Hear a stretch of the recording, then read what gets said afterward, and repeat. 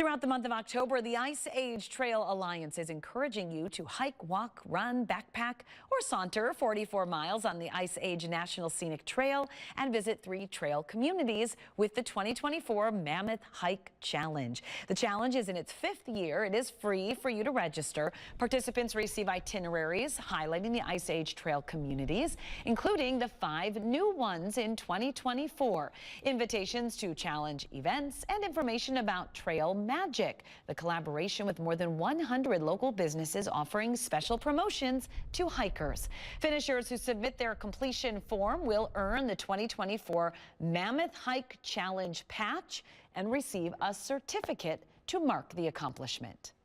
The really wonderful thing about the trail is it's almost 1,200 miles.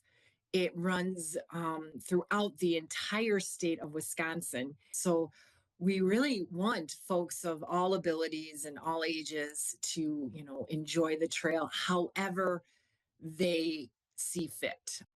Some of my runs have been on parts of the trail. It is beautiful, and look at that picture, especially this time of year. For more information, head to the Ice Age Trail Alliance website, iceagetrail.org.